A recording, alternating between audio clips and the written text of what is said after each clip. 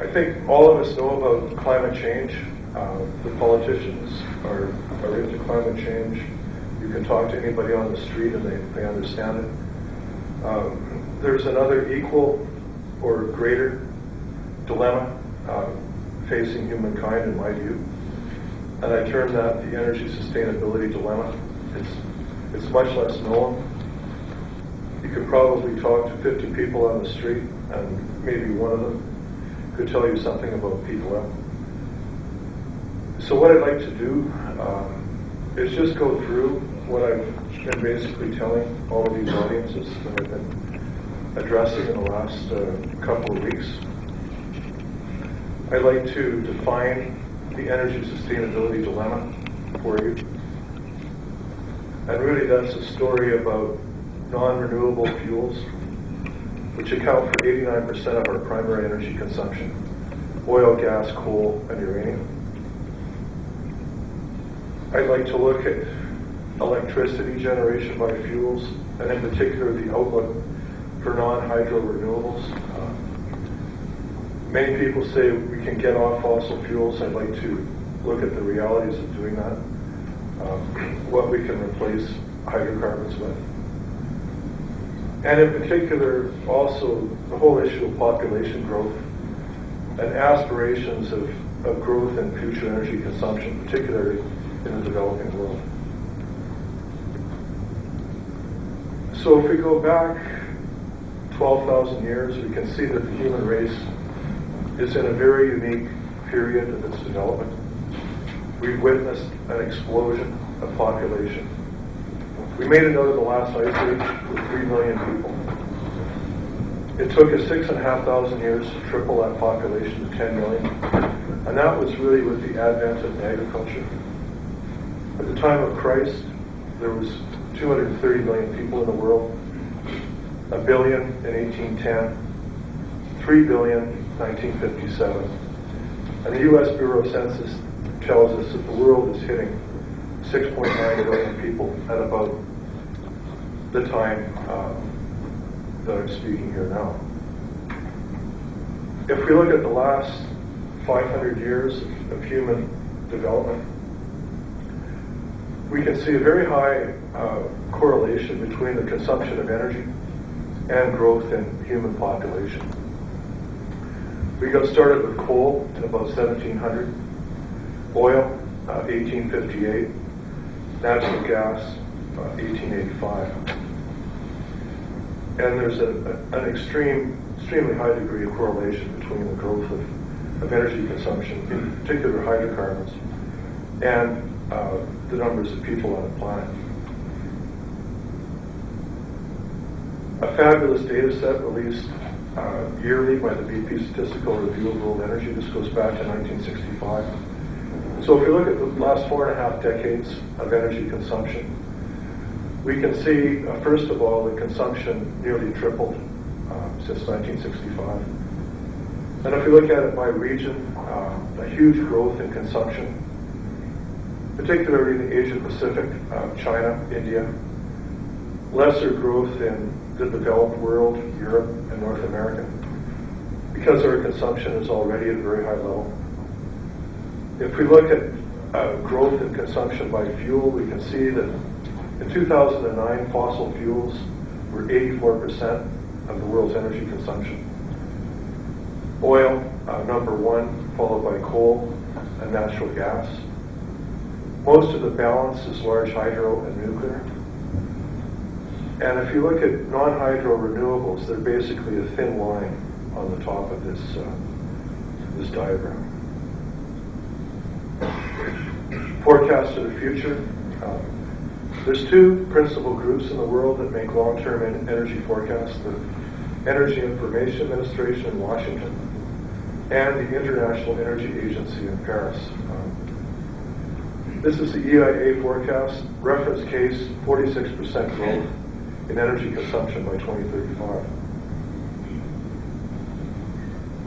If we look at that reference case forecast by economic development, we can see that the industrialized world, the OECD countries, consumed roughly half of the oil, or half of the total energy, in 2009. but consists of only 18% of the world's population. The developing world, the non-OECD countries, is forecast to grow by 75% by 2035. And the developing world is over 80% of the world's population. If you look at the forecast by fuel, coal is forecast to be the fastest growing fuel source in terms of hydrocarbons up until 2035, followed by natural gas and oil. Nuclear will grow in real terms but decline in market share, according to this forecast. Hydro and true renewables will almost double, but are still a relatively small proportion of total energy consumption. I usually say if you remember two slides out of this lecture, remember this one and the next one. This is world per capita energy consumption by fuel, 1850 to 2009. In 1850, wood renewable biomass was 82% of energy consumption, 18% coal. In 2009, the average citizen of the world was consuming the same amount of renewable energy per capita as in 1850. The problem is the average citizen was consuming more than 8 times as much energy, 89% of which was non-renewable: coal, oil, gas, and uranium. People think of coal as a 19th century fuel, but in fact, coal was the fuel of the 20th century. The average citizen today consumes as much coal per capita as in 1910. The consumption of oil really took off after World War II. And oil did not replace coal. Oil added to the per capita consumption of energy. Natural gas added still further, and uranium added further still. Next slide you should remember, and this is the energy sustainability dilemma personified. If we look at global population compared to 1850, there's 5.4 times as many people in the world. Each person is consuming 8.5 times as much energy. The world is consuming 45 times as much energy as in 1850, 89% of which is non-renewable. And all of these forms of non-renewable energy are likely to have a peak in production in the first half of this century. If you remember 3 words from this lecture, remember these 3. Beware of scale. The 84% of primary energy provided by hydrocarbons is a lot of energy. Less than 2% of primary energy consumption is now provided by non-hydro power renewables. There are no scalable alternatives to hydrocarbons at the rates of energy throughput we enjoy at this point in time. Unconventional hydrocarbons, things like tar sands and Venezuelan extra heavy oil, are very difficult to scale. They require a lot of capital, a lot of infrastructure, and a lot of time to grow production. There's certainly no panacea for the decline of conventional crude. And this is what I mean when I say beware of scale. 2009 primary energy consumption by fuel. If we look at non-hydropower renewables over the last few decades, we can see a huge growth in geothermal, solar, and an exponential growth in wind. If you add up the contribution of those forms of renewables to 2009 primary energy consumption, they're less than 0.5% of the total. So beware of scale when you talk about getting off of fossil fuels. In summary, hydrocarbons, 84% of the world's primary energy, 2009. The forecast suggests that won't change out until 2035 at least, when fossil fuels are forecast to be 80% of consumption. Most of the balance of energy supplied will be provided by large hydro and nuclear, sources with their own environmental problems. The questions are, in my mind going forward, is this forecast achievable? And what are the implications for security and energy sustainability going forward? So to answer those questions, I'd like to look in more detail at oil, gas, and coal. If we look at oil, number one source of energy in the world, 35% of primary consumption in 2009. The ultimate fuel for international trade. It's easy to move oil around the world by tanker and pipeline. The Achilles heel of oil is geopolitics. The OPEC cartel controls about 3/4 of what's left of the world's oil. Alternatives to oil have seen similar price volatility over the last several years. Natural gas, coal, and uranium. A rather compelling chart for me. This is the cumulative consumption of oil by humans. We got started with the first well at Oil Springs in southwestern Ontario in 1858. And by year-end 2009, we consumed a little over 1.1 trillion barrels of oil. Depending on whose ultimate recoverable resources you use, that's somewhere between a third and a half of all the oil humans will ever consume. What strikes me about this diagram is 90% of all the oil has been consumed since 1960, 50% since 1987, 10% since 2005. We're now consuming 31 billion barrels of oil per year, and it's been a long time since we discovered an oil field with 31 billion barrels in it. If we look at global oil production and consumption by geopolitics, we can see that the OPEC cartel produced 43% of the world's oil in 2009, but consumed only 10% of it.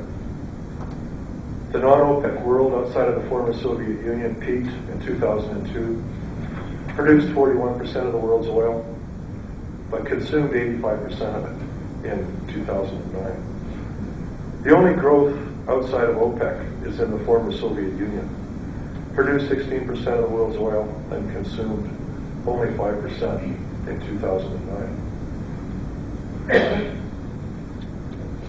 If we look at oil production, net exports, and net imports from these three regional areas, we can see, first of all, that the former Soviet Union's oil production collapsed when the Soviet Union broke up in the early 90s. It's come back big time. The former Soviet Union exports roughly the same amount of oil as Saudi Arabia, 70% of its production. OPEC exports about 3/4 of its production. One of the characteristics of OPEC countries is their demographics are quite young, and they highly subsidize domestic consumption of things like gasoline. So domestic consumption of oil in OPEC countries is growing rapidly at the expense of their ability to export oil. Non-OPEC countries outside of the former Soviet Union imported 53% of their consumption in 2009. If you look at world oil reserves, we can see in 2009, roughly 3/4 of the world's oil was controlled by OPEC, 14% by non-OPEC, 9% by the former Soviet Union. If we look a little closer at 6 OPEC countries that control 2/3 of the world's oil, these are reported reserves 1980 to 2009. First of all, we can see a major ramp up in reported reserves at the end of the 80s. At the time that OPEC changed the way they set their production quotas to be based on reported reserves. And lo and behold, reported reserves went up by nearly 300 billion barrels without significant new discoveries. Over this 30-year period, reported reserves have gone up by over 500 billion barrels, 138% increase.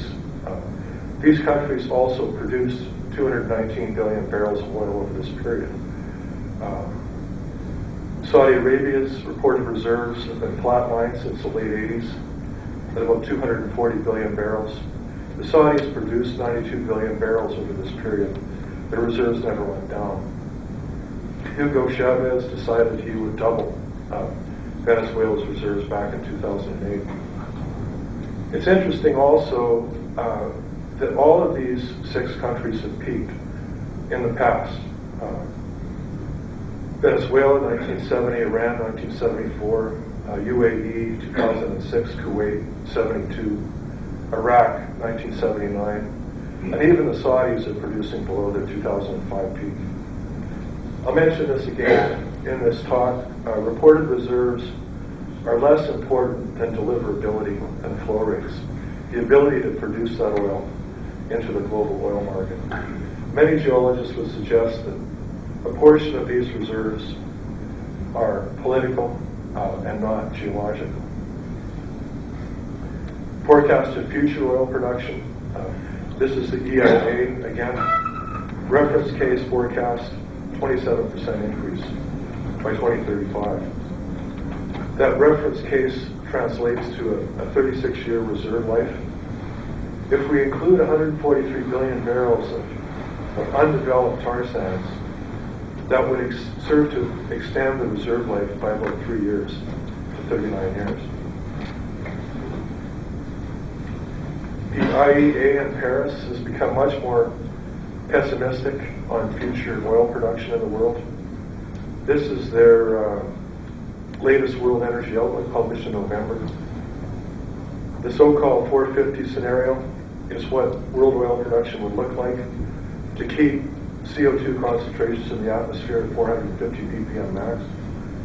The new policy scenario assumes some fairly stringent carbon policies in the world, and this scenario calls for a 14% increase in global oil production by 2035.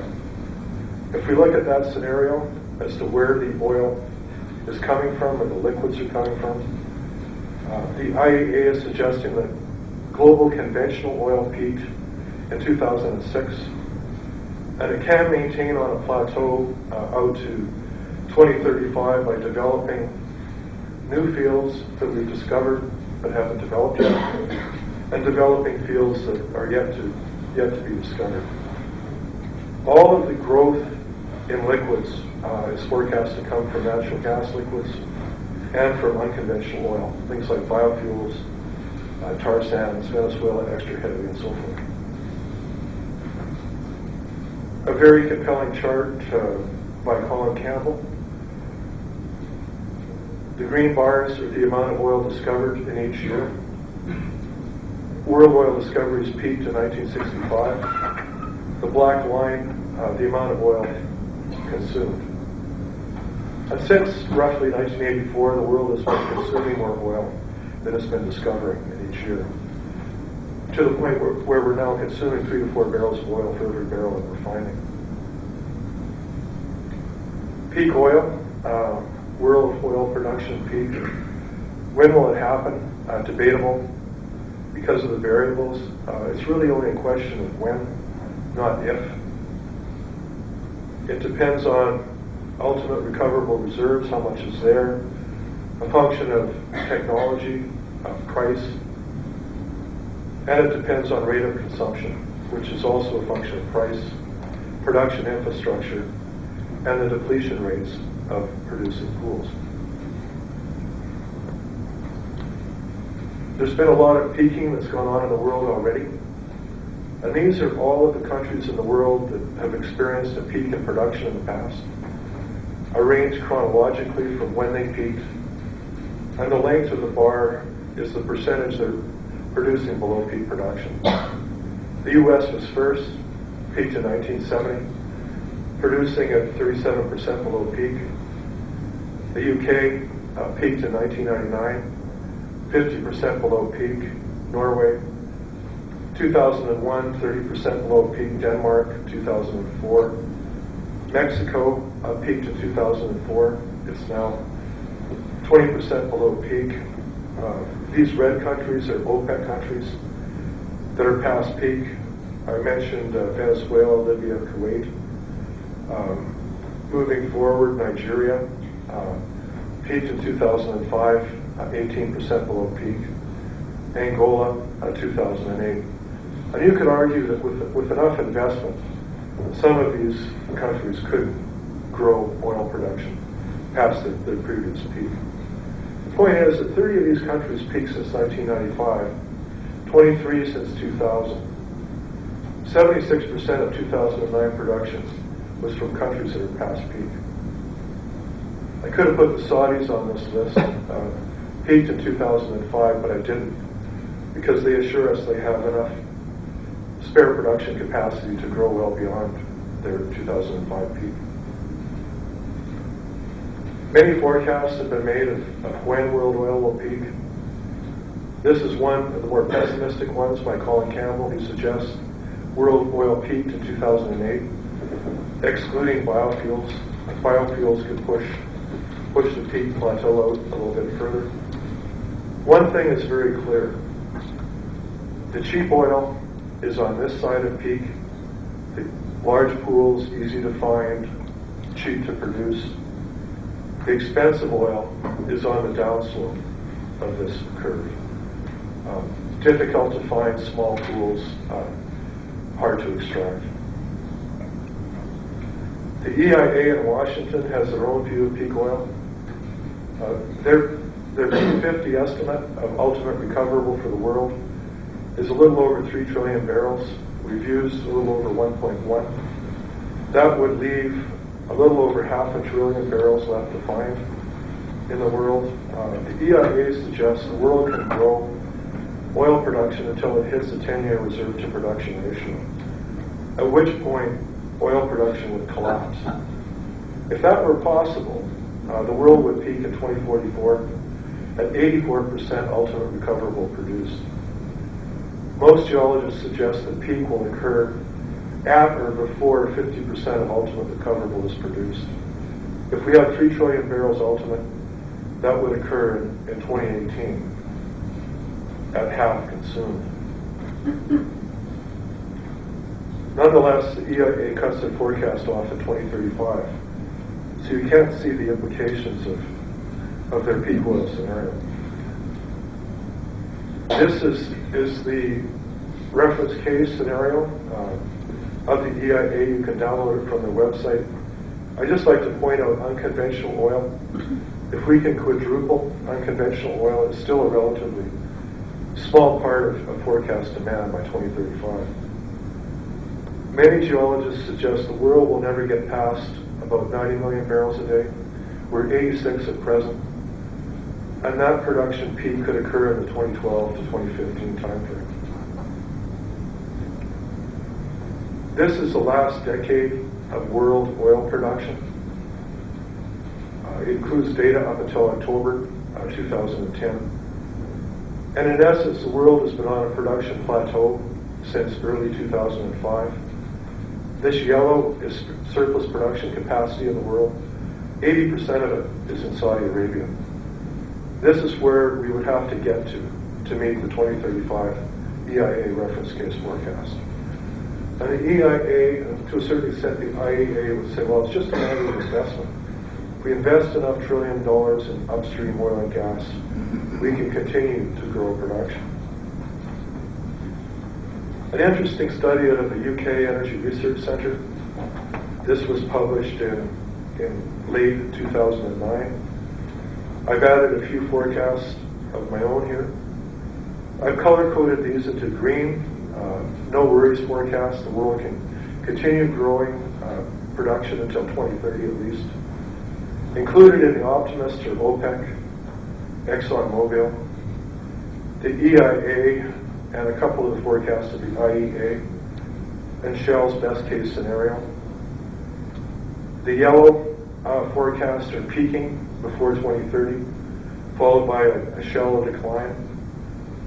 Oil companies like Total are quite pessimistic. Peak 2020 at 95 million barrels per day. Shell's low case peaking at 90 million barrels per day in 2020. A few of the other ones, more pessimistic ones, are generally academics. An interesting one by Chris Grubowski, suggesting a peak in about 2012.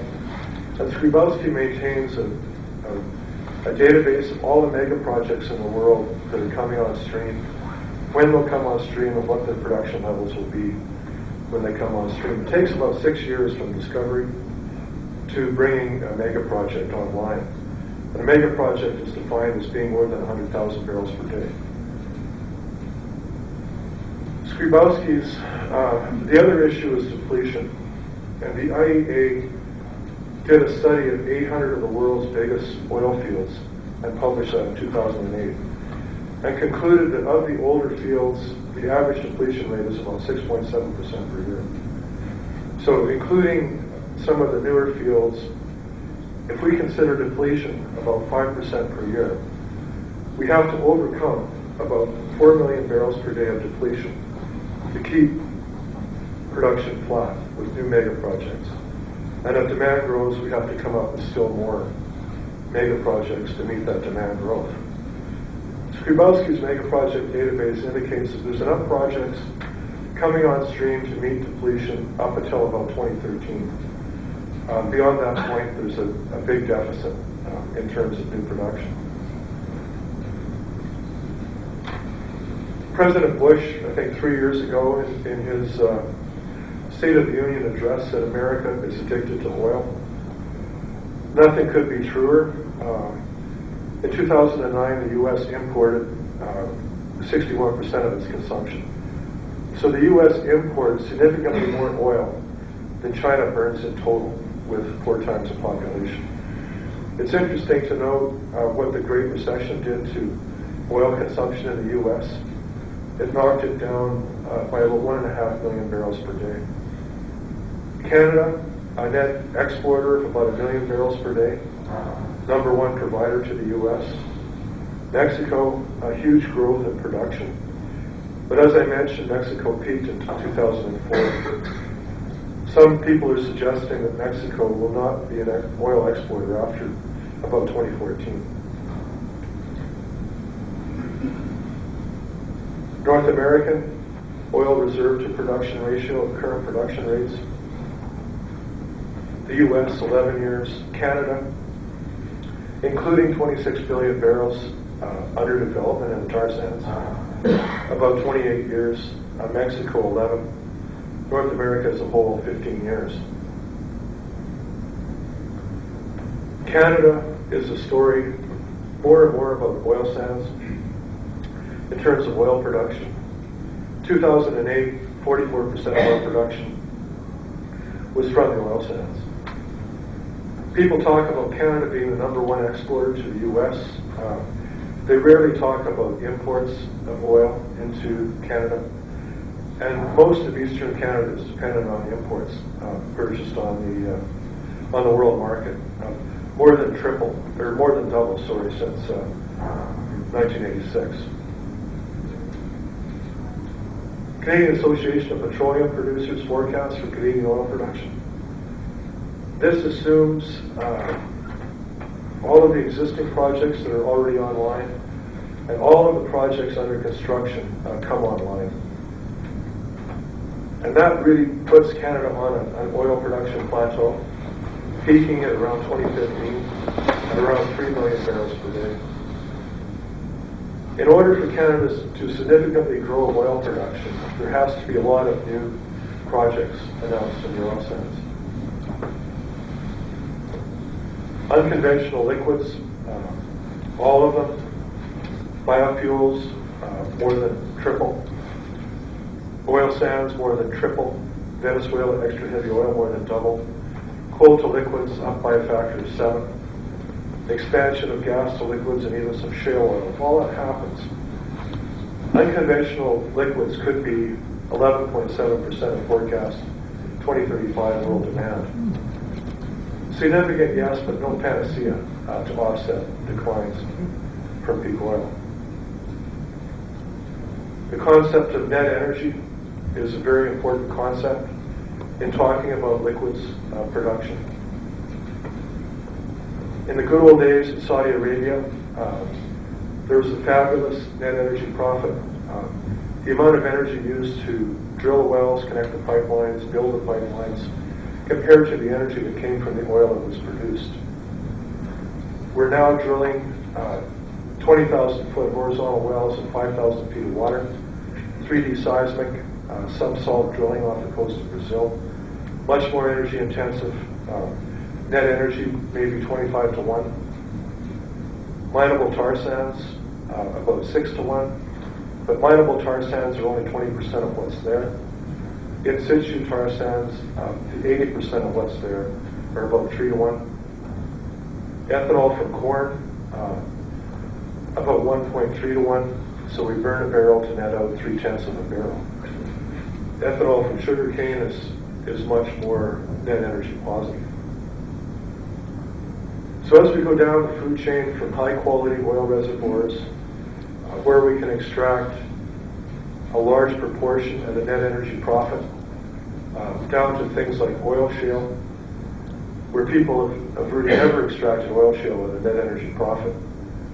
These big in situ numbers are meaningless.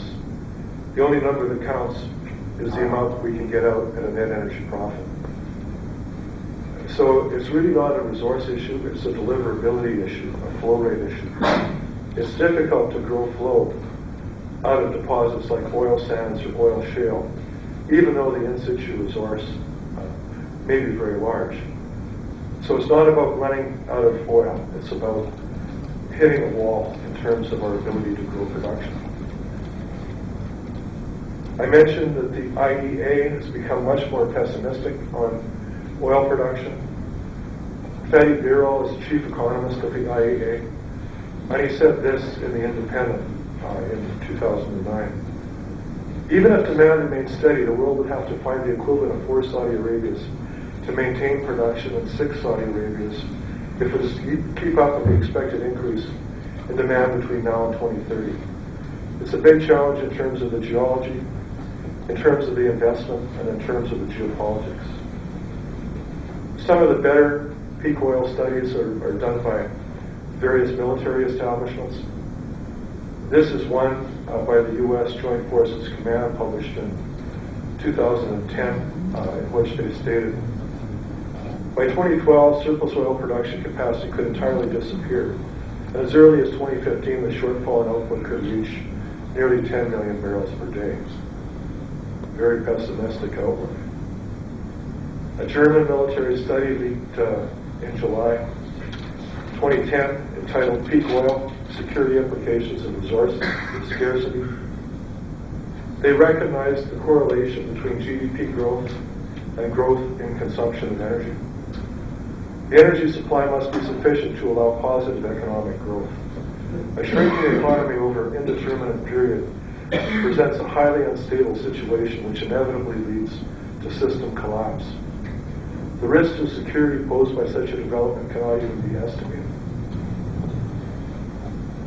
A report released a couple of weeks ago by the UK All-Party Parliamentary Group on peak oil. Regrettably, the government is still unable to grasp how serious the threat of peak oil is, and so the UK remains inadequately prepared to cope with this looming crisis. If we look at natural gas, second largest source of energy in the world after oil and coal, roughly a quarter of the world's primary energy consumption in 2009. Largely landlocked, it's more of a continental commodity because of the difficulty of moving it across oceans. Difficult to store by comparison to oil and coal. However, the U.S. has about 3.5 trillion cubic feet of storage capacity that has to be filled to make it through the winter. LNG, liquefied natural gas, is not a greenhouse gas friendly way to move gas because you have to burn 15 to 30% of it to liquefy the gas, to transport it, and to regasify it. LNG is subject to geopolitics. The countries that have most of the world's oil also have most of the world's natural gas. Cumulative consumption of natural gas by the human race. I mentioned we got started a bit later than with oil, 1885. Again, the striking thing is that 90% of all the gas consumed has been consumed since 1965. half since 1991, and 10% since 2006. So we've consumed roughly half as much energy in terms of natural gas as with oil. Production and consumption of gas in the world, generally more evenly balanced than with oil because of the difficulty in moving gas across oceans. Natural gas consumption has tripled since 1965. North America produced and consumed about 25% of the world's gas in 2009. Forecast for the future, the EIA's reference case 39% growth in consumption of natural gas by 2035. That reference case translates into a 44-year reserve life for natural gas. Natural gas reserves in the world. The good news is there's lots of gas in the world, but the bad news is it's not in North America. Only about 5% of the world's reserves are in North America. 72% are in the Middle East and the former Soviet Union. Dude, that's including shale gas? I'll talk about shale gas in a second here. World reserve, natural gas reserve to production ratio at current production rates. North America, about 11. Europe, 10. The world as a whole, a little over 60 years at current production rates. But of course, production is forecast to grow. Campbell's forecast of combined oil and gas, if you convert natural gas to its oil equivalent, suggesting that there's not enough energy in natural gas to offset declines in energy lost from oil after peak oil, and a combined oil and gas peak about now, 2010. Natural gas itself, Campbell's forecast, suggesting natural gas won't peak until much further out than oil, roughly 2045. Natural gas production and movements in North America. Canada had its national energy program up until the mid-80s. It ended, natural gas production took off until it hit a production plateau in 2002 to 2006. It's fallen since then. We exported 41% of our production in 2009 to the U.S. So Canada is the number one source of imports into the U.S. If we look at North America, natural gas reserve to production ratio at current production rates, the U.S. has about 11 years, Canada 10, Mexico 9, and North America as a whole about 11 years. Mexico is a net importer of gas from the U.S. and will continue to be going forward. Canadian natural gas production, this is by month, a 12-month moving average. We grew production by as much as 10% per year through the 90s. We hit a plateau in 2001. Peak production in Canada was in May 2006. Production has fallen about 17% since then.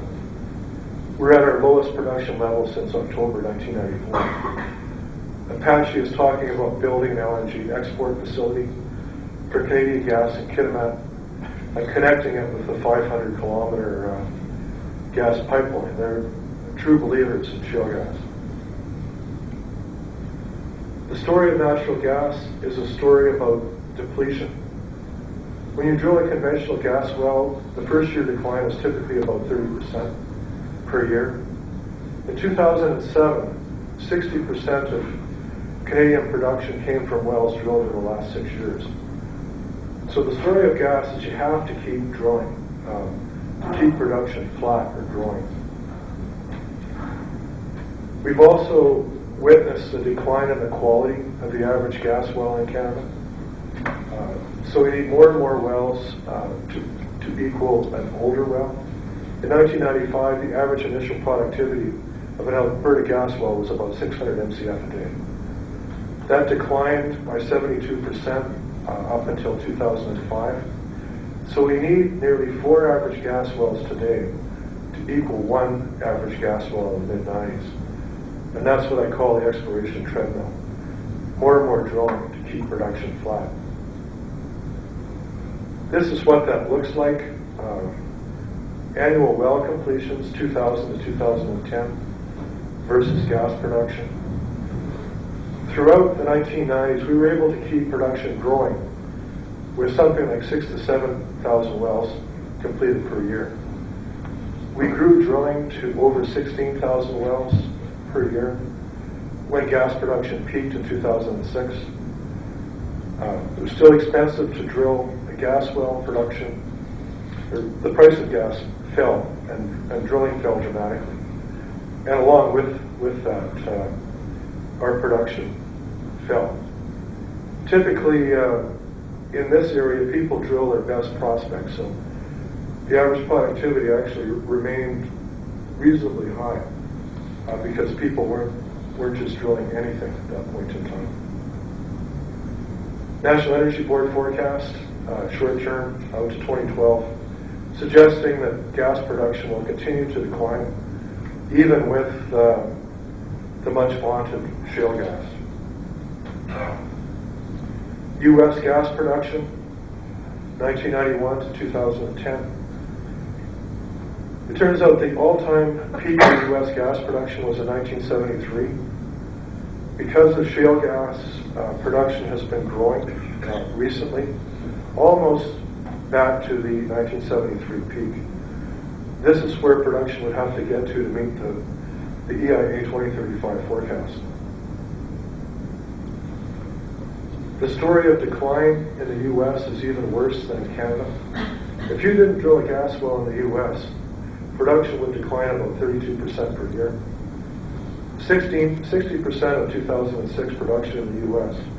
came from gas wells drilled in the previous 4 years. The number of wells completed in the U.S. versus gas production. Throughout the 90s, the U.S. drilled about 10,000 gas wells per year. That increased to nearly 35,000 gas wells in the 2006 to 2009 timeframe.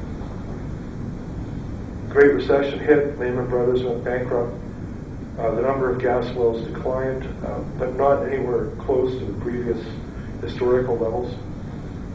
There's still quite a few tie-ins yet to be done from this bubble of drilling. So they tripled the number of gas wells they drilled. They grew production by about 15%. The current strength of U.S. gas production and low prices, in my view, are related to delayed tie-ins from the drilling boom of 2006 to 2009. Drilling commitments required to maintain leases. You lose land if you don't drill. The need to maintain cash flow. And many of these companies had favorable hedging contracts at fairly high prices. Reduced demand, particularly in the industrial sector, due to the Great Recession. And in my view, these issues will be sorted out over the next year or two. We'll find out what the real potential of shale gas is. Shale gas has been touted as the great white hope. Replace the vehicle fleet with natural gas-powered vehicles. T. Boone Pickens has signed on to this. There's a lot of shale in North America. Most of what we know about shale gas, however, comes from the Barnett shale play in East Texas. There's been a huge amount of hype on shale gas. One of the major hype artists is Audrey McLennan, the CEO of Chesapeake, which is one of the major shale gas producers in the U.S. McLennan testified to Congress in 2008, and this is what he said, among other things. I believe Natural Gas Canada should be the driving force for how this Congress can take bold action to free our country from the death grip of high prices for imported oil, thereby improving our economy, enhancing national security, and helping the environment. I believe U.S. natural gas producers can increase supplies by 5% per year for at least the next decade And that assumes there's no more access to public lands and waters than there is today. Compounded at 63% growth in 10 years. That's a tall statement. The U.S. Potential Gas Committee signed on, and in 2009 added 616 trillion cubic feet of shale gas to U.S. Gas reserves. Not to be outdone, the EIA, in its latest forecast published in November, actually December of 2010, suggested shale gas could quintuple in production by 2035. We don't need Canadian imports, and we don't even need the Alaska gas pipeline. We've got so much shale gas. Just to show you where the EIA has come on shale gas over the last 3 years, its 2008 forecast, about 4 trillion cubic feet per year of shale gas. 2009, 6 trillion. 2010, 12 trillion. 45% of U.S. production will be shale gas by 2035. Is that realistic? Some would say no. Arthur Berman is a geologist and analyst in Houston. One of the biggest critics of shale gas, and he's spent a lot of time looking at several thousand wells in the Barnett, decline rates, ultimate recoverable, and so forth. This is what Berman said in October. Shale plays are marginally commercial at best. Average well life is much shorter than predicted, and the volume of commercially recoverable gas has been greatly overstated. The plays have consistently contracted to a core area that represents 10 to 20% of the resource that was initially claimed. The manufacturing model has failed. In the early days of shale gas, we were told that geology doesn't matter anymore. These plays are homogeneous, and we can drill anywhere and get uniform levels of production. These are not low-cost plays. The marginal cost of production for most companies is $7.50 an MCF. Gas price today is about $4.50. Reserves have been greatly overstated, and 80% of both reserves are undeveloped. By late 2009, even Aubrey McLennan recognized the fact that shale plays are not homogeneous, and they do have core areas that are much better than other areas. And McLennan said this in October 2009. There was a time when we were told that any of the 17 counties in the Barnett Shale Play would be just as good as any other county. We found out that there are 2 or 2.5 counties where you really want to be. The Haynesville Shale in Louisiana, same thing. Retracted to a core area of about 10% of the initial area. The Haynesville was once touted as the 4th largest gas pool in the world. The story of shale plays is a story about very steep decline rates. First-year decline rates in the Haynesville are about 85%. In the Barnett, they're 65%. So if anything, shale plays will accelerate the exploration treadmill. The number of wells that have to be drilled to keep production flat. These are not low-cost wells. The average well in the Haynesville is about $10 million. In the Barnett, $2 to $4 million per well. These wells use 2 to 5 million gallons of water and are very complex. This is a frac job in the Barnett, just to show you the energy intensity of shale gas. 39 pumper trucks here. There's dozens to hundreds of water trucks that have to haul in the water for these hydraulic fractures. Very interesting study out of Cornell, comparing the full cycle emissions of shale gas wells to coal by Bob Howarth. And if you look at things like the CO2 emissions, drilling and completing the wells, and the fugitive methane emissions from pipelines and the wells themselves, Howard suggests that shale gas, on a full cycle basis, could be worse than coal from a greenhouse gas emission point of view. The gas lobby would tell you, well, we only look at burner-tip emissions. And in theory, burner-tip emissions from gas are half the CO2 emissions of coal. But clearly, we have to look at the full cycle impact of shale gas. There's been a lot of controversy around environmental issues with shale gas wells. This is a frame out of Gasland, the movie, which was nominated for an Oscar last week by Hollywood. There's allegations of contamination from hydrofracking of groundwater, and pictures of things like this, people lighting their tap water. And in actual fact, this is likely a bad cementing job as opposed to being related to hydrofracking. So I said, okay, well, what if the hype on shale gas isn't quite what it's blown up to be? And shale gas only triples instead of quintuples in the EIA forecast. And this is what U.S. production would look like in that scenario. We still need to more than triple shale gas, but this translates into a deficit of about 4.4 trillion cubic feet by 2035 and a 5% decline in domestic gas production in the U.S., which would have to be brought in as LNG. One of these boats contains about 3 billion cubic feet of gas, roughly 20% of Canada's daily production in one boat. I mentioned the cost in terms of energy from the gas is 15 to 30% of the gas that has to be burned to liquefy it, transport it, and regasify it. A little over 7% in 2008. Global consumption of gas was moved as LNG. Production and consumption of LNG in the world. Countries like Japan and South Korea are 100% dependent on LNG for gas. Countries like China are looking to LNG more and more as a source of gas. Production, Qatar is the biggest producer in the world. A lot of LNG comes out of Southeast Asia and countries like Trinidad and Tobago. There's a lot of LNG import capacity in North America. It was ramped up a lot in the last half decade.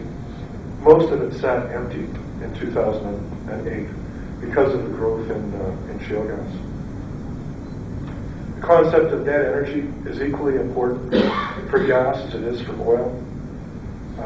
In the good old days, large, very highly productive pools, fabulous net energy payback.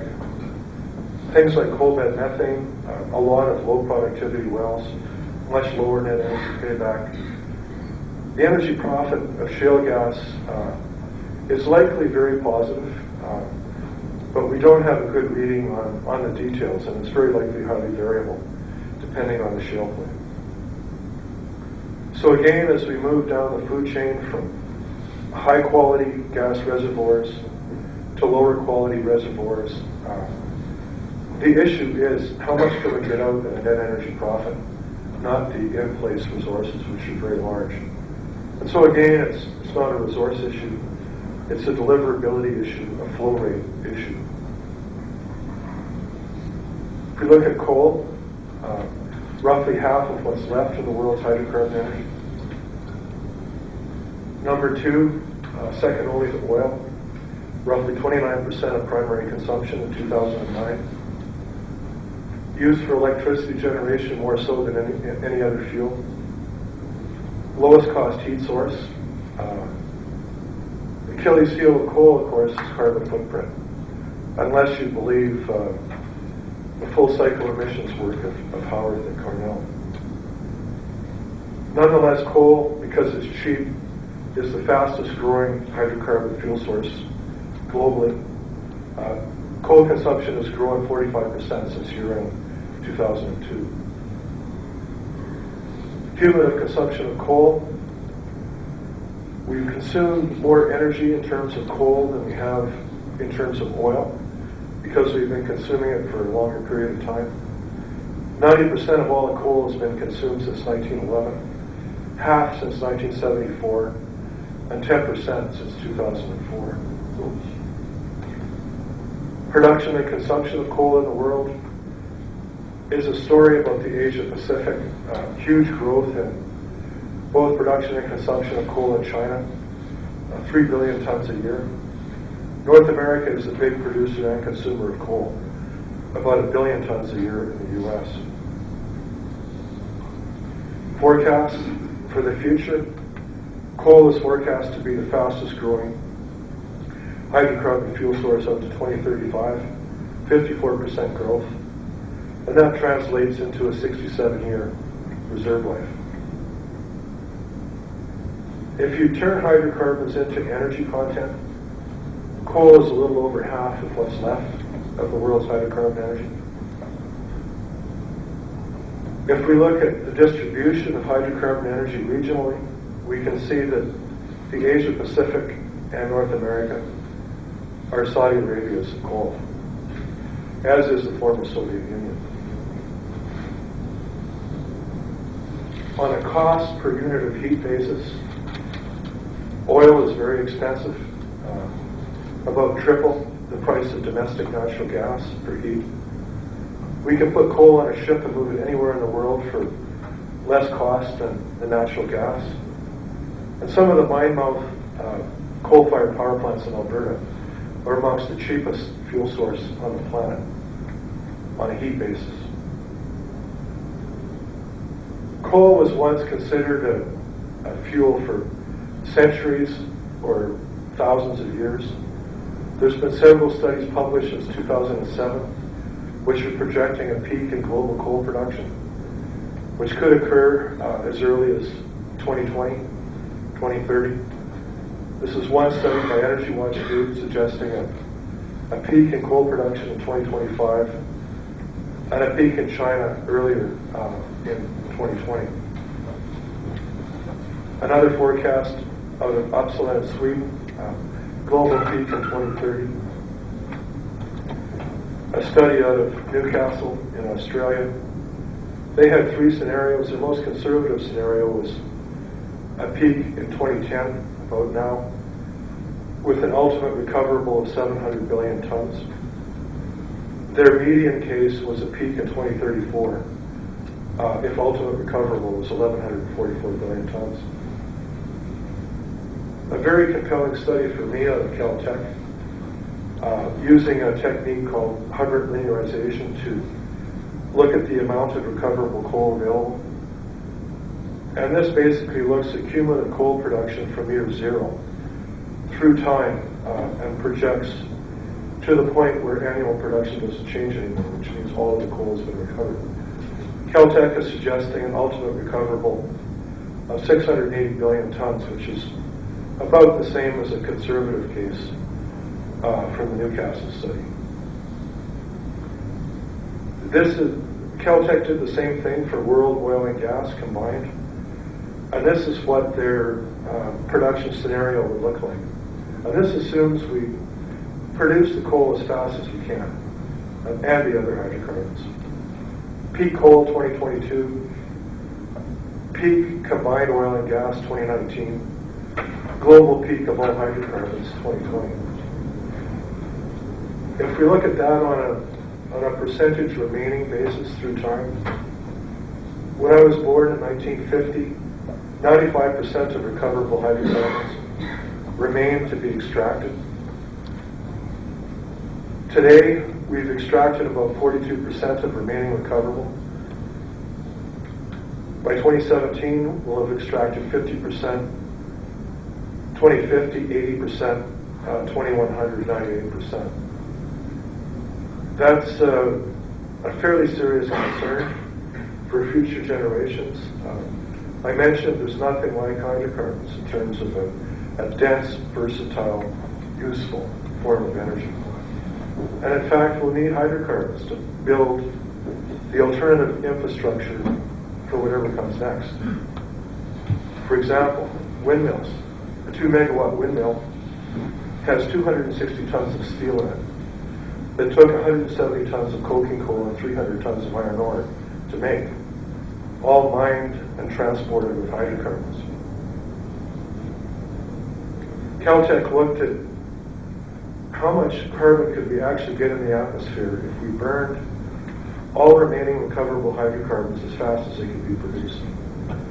And their conclusion was that we can't get to even the lowest IPCC scenario of hydrocarbon in the atmosphere. The IPCC has 40 different scenarios of carbon in the atmosphere going forward. And that would suggest that of the two problems, energy sustainability and climate change, energy sustainability should be our first focus. And the good thing is, a lot of the things that people have proposed for climate change also serve to address the energy sustainability problem.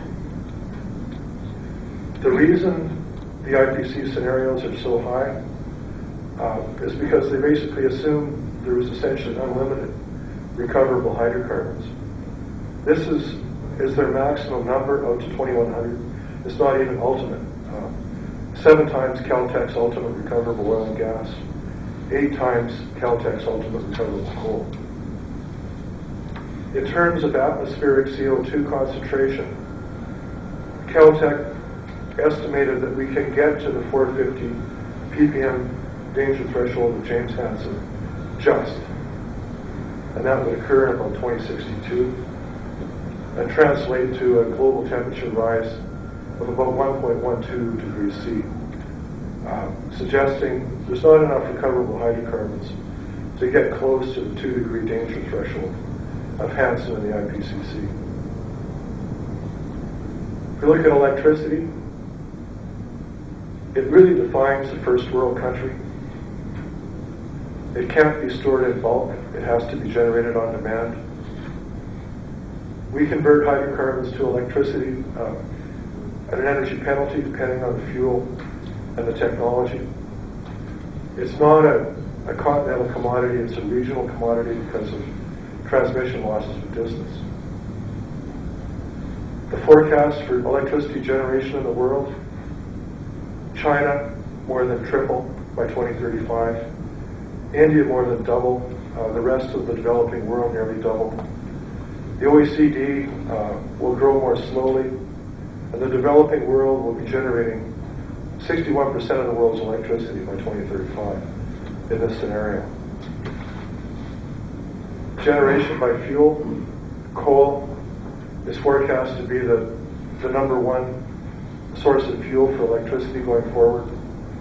It's expected to maintain and slightly grow market share.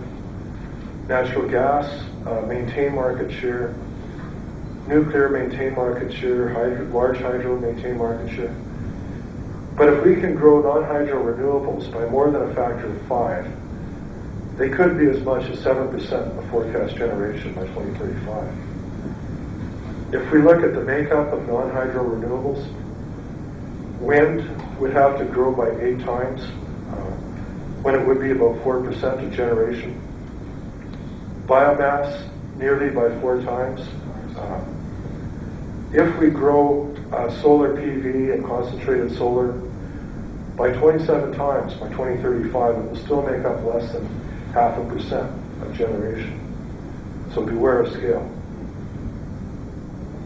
U.S. generation by fuel: again, coal, number one source of fuel. However, it will lose market share going forward. Natural gas maintains market share. Nuclear grows slightly, but loses market share. Large hydro basically maintains market share. And non-hydro renewables, again, if we can grow them by more than a factor of 5, they could be as much as 11% of forecast generation. U.S. non-hydro renewables, a close-up: wind grows by more than a factor of 6, 4.2% of 2035 generation. Biomass and all other renewables are the most important source, and of those would include things like tidal and so forth. Biomass is by far the most important. Again, solar PV and concentrated solar. We grow them by 25 times, they're still less than 0.5% of forecast generation. If we look at wind in the U.S., there's been a huge build-out of wind in terms of nameplate capacity, in particular in the last decade. And I've looked at the availability of wind. One of the problems with wind is it's intermittent. It has to be backed up by a reliable, dispatchable form of energy. And this is the availability of all of that wind capacity over a 2-year period. It averages about 31%. So there's issues when it comes to renewables. What about clean coal? Some people would say it's an oxymoron. How clean is clean? The best technologies are about 25% more efficient than old technologies. Much better in terms of the cleanup of particulates, SOx, NOx, and mercury. The most efficient current technology is ultra-supercritical coal, 43.5% efficient compared to less than 34% for the old coal fleet. Denmark is a world leader in wind. Roughly 20% of Denmark's generation is wind, 50% is coal. They're a world leader in coal. They use the best technology, ultra-supercritical plants located in industrial settings where they can capture and use the waste heat that comes out of coal plants. It's called district heating, combined heat and power. If you can capture most of the waste heat out of a coal plant and use it to displace hydrocarbons that would otherwise be used to generate that heat, the overall efficiency of a coal plant can go up to 70% or better.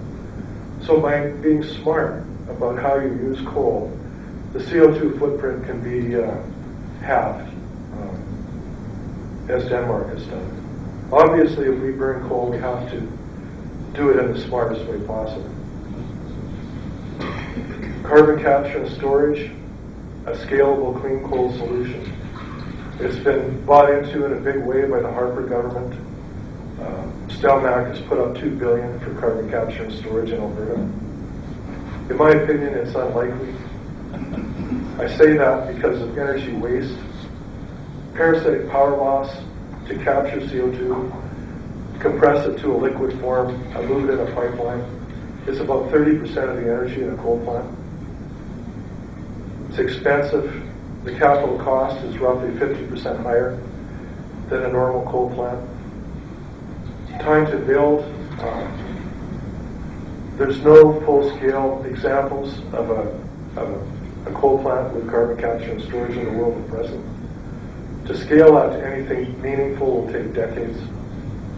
Complexity. Now we have to administer the equipment on the plant, the pipelines, the injection wells. In my mind, this is a vast expenditure of capital that represents a lost opportunity. That capital could be much better spent on infrastructure to radically lower our energy consumption throughput. What about nuclear? I won't talk about the waste issues and the capital cost issues and the other issues with nuclear. I'll just look at the fuel issue and at the fact that most of the installed base of nuclear capacity in the world is old. It was built back in the 70s and 80s with a 40-year life. A lot of those plants are getting old. They have to either be repowered or decommissioned and replaced with new plants. To keep nuclear capacity in the world flat going forward, we need 283 new reactors in the world by 2030. So we need to be commissioning about 12 new reactors per year just to replace retirements, to keep capacity flat. We're not doing that. We're commissioning maybe 3 or 4 new plants per year. So no matter how you slice it, there's going to have to be a massive build-out of nuclear capacity going forward. The fuel issue, we have to go to new technology if we expect not to have a fuel problem with nuclear going forward. Once through light water reactors, we could be looking at a fuel problem as soon as 2070 if we ramp up capacity a bit. So the future of nuclear lies in fast breeder reactors or possibly thorium reactors if those can ever be successfully deployed. The hydrogen economy hopefully is talked about less and less these days. Unfortunately, hydrogen is an energy carrier, not an energy source. 95% of the hydrogen in the world is made from steam reforming natural gas at present. We can make it with electricity. If we do so from either source, we lose 30% of the energy in the electricity or in the natural gas. So the question is, why not just burn those sources directly?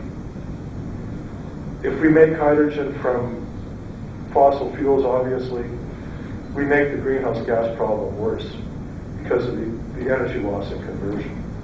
There's been lots of good studies on other issues with hydrogen, storage, distribution, fuel cell costs, and longevity. A comparison of different ways to store energy, energy density by weight, energy density by volume. Batteries are the worst way to store energy, followed by compressed hydrogen gas. Liquid hydrogen is better, but we have to keep it at minus 253 degrees centigrade. There's nothing that can compare to the energy density and versatility with things like gasoline, diesel fuel, and propane. The last piece of the puzzle is the whole issue of population growth and the aspirations of growth and consumption in the developing world in particular. If we look around the world, there's a great inequity in terms of per capita consumption of energy. Canada is at the top of the food chain. Canadians consume 6 times the world average, 7 times China, and 29 times India. The problem being is 3/4 of the world's population has a per capita energy consumption lower than the world average. 1/4 of the population has a per capita consumption higher than the world average. These people aspire to first world levels of energy throughput. If we look at China, for example, history and forecast in terms of population, per capita consumption, and total consumption. China is forecast to have over 1.4 billion people. By 2030, per capita consumption is forecast to grow by 77%. Total consumption nearly double, up by 92%. If we look at production and consumption of energy in China over the last 3 decades, first of all, we can see that it's growing exponentially. The green is coal, which is the reason that China has such a high CO2 footprint. Coal took a hit in the late 90s with the so-called Asian economic flu. Consumption of oil didn't really show any signs of declining through that economic downturn. Consumption of energy in China grew by 8.5% in 2009, almost the same as their GDP grew. Again, the correlation between GDP and energy is very high. China imported 10% of its energy requirements in 2009. Oil into China. China was a net oil exporter up until 1993. In 2009, 56% of China's oil was imported.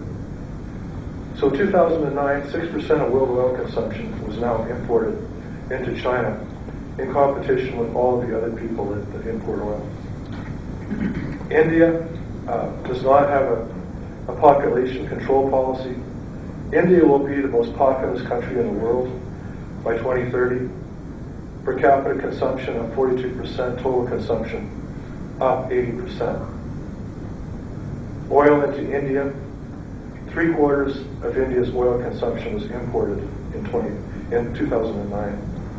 So now 3% of world consumption of oil is imports into India.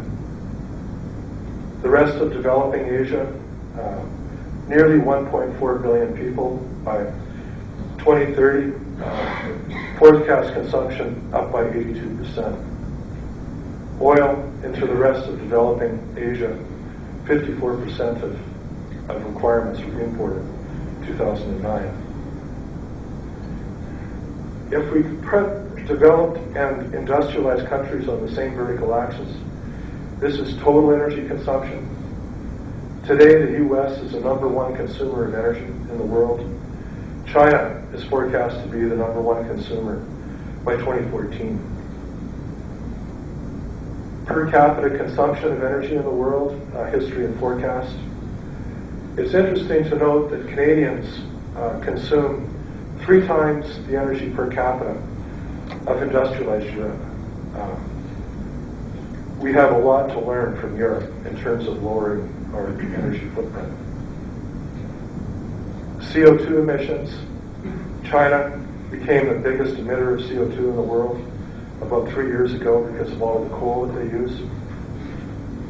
On a per capita basis, China is about equal to the world average. Canada and the U.S. are close to 4 times the world average in terms of per capita CO2 emissions. And yet we're asking for big concessions out of the developing world at Copenhagen and Cancun. Global population forecast to reach more than 9.5 billion people by 2050. We're now adding about 75 million people per year to the planet. If we look at cars on the same vertical axis, there's 1 billion motor vehicles in the world. 1/4 of those are in the U.S., only 70 million in China. China is the number one motor vehicle market in the world today. Roughly 16 to 18 million new cars being sold in China each year.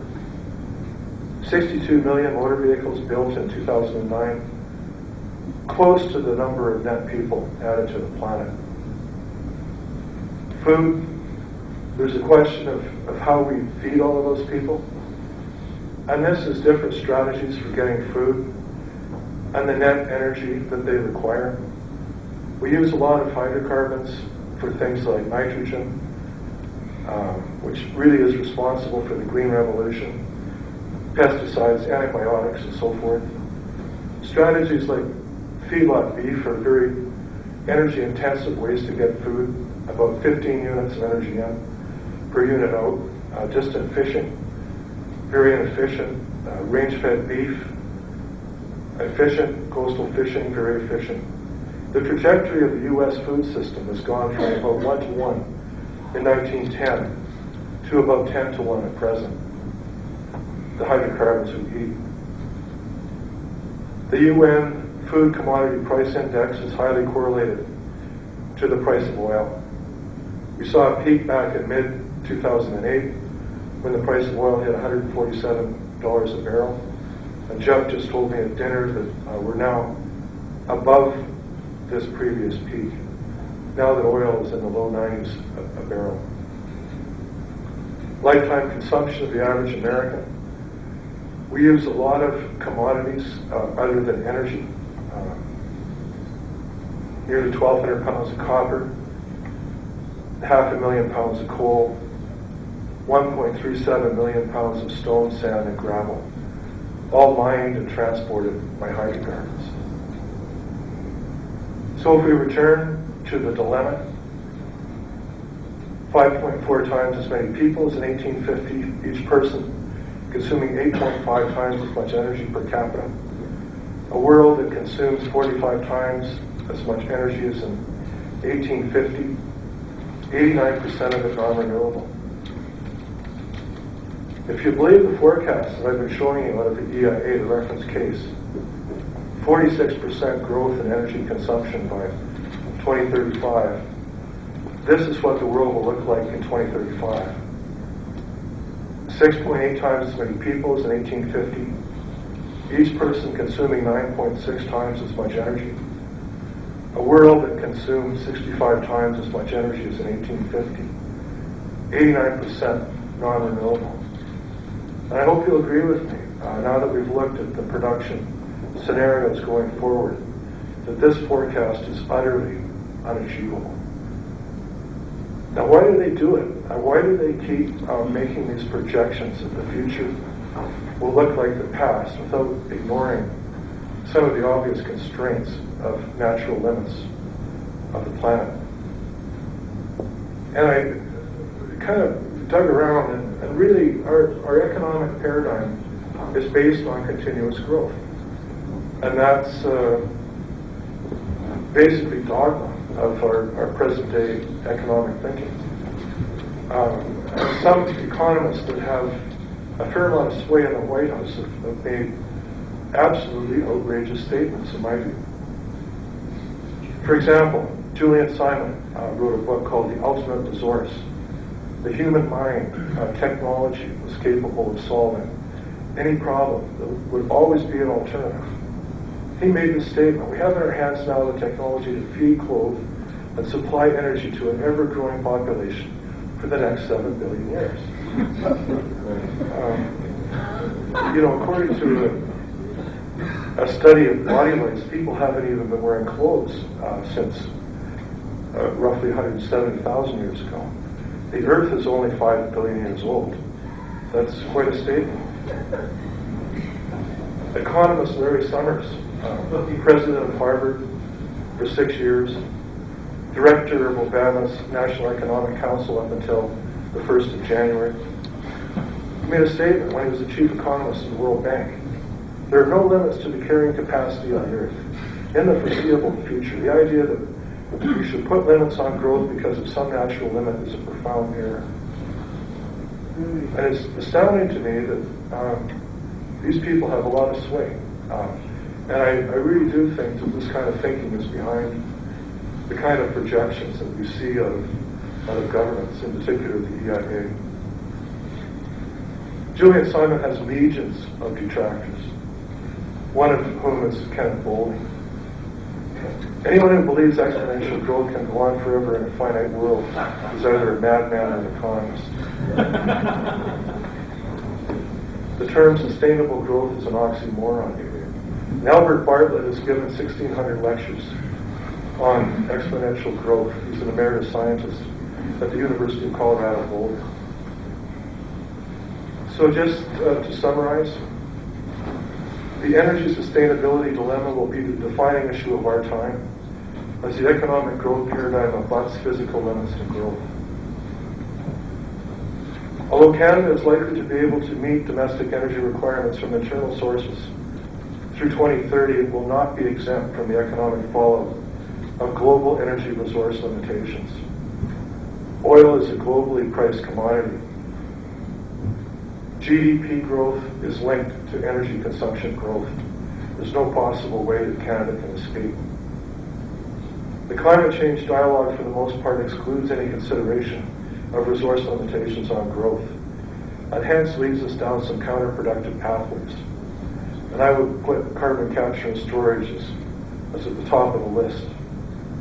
Although initiatives on conservation, efficiency, and renewables fortuitously also address the energy question. Hydrocarbons represent an extremely convenient, dense form of non-renewable energy for which there are no scalable alternatives. They will be needed for the development of infrastructure for the next paradigm of more sustainable human development. A sustainable energy future is not out of reach, but will be hugely challenging. Several Manhattan projects. We best get on with them. Back in 2005, Jared Diamond wrote an excellent book, in my view, called Collapse, and he studied societies that have succeeded and failed in the past. The Mayans, the Ticopians, the Eastern Islanders, and so forth. And he concluded his book with a statement that I thought was very apropos for our time. A lower impact society is the most impossible scenario for our future, except for all other conceivable scenarios. Thank you very much.